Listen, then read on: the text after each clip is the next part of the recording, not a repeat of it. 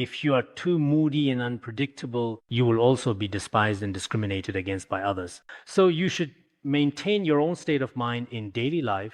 Keep emotions calm. Otherwise, even your close friends and family may have no choice but to leave you, especially emotions. Some people are sometimes moody, irritable, and quick-tempered. For us as people, this is actually absolutely quite frightening. People who are prone to anger and hatred, and those who are extremely self-abasing, it brings great trouble to my whole life, truly and indeed, honestly. I also observe people's emotions very carefully and closely.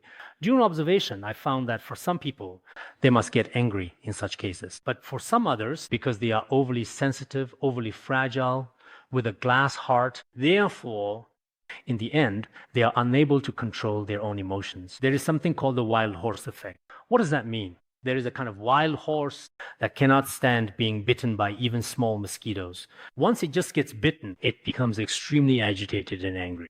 In the end, it gets so enraged that it dies from its own anger.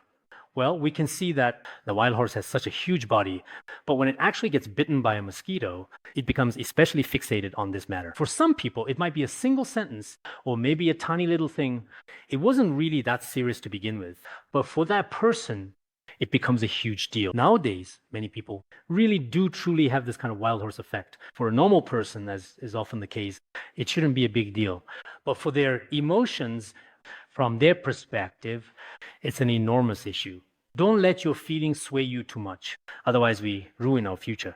And it's very possible that both our present and future lives could be destroyed because of this, especially movies and TV, provided to everyone, in addition to what our minds can in fact normally accept, a kind of very fragile force. Modern media has already bestowed this upon us, and everyone has weakness. It's best if you can truly and fully understand your own mind, really. If you can truly understand it, nothing really big in the real world, nothing really worth being overly worried about or overly pursuing. If you can recognize your own mindset, then the best kind of education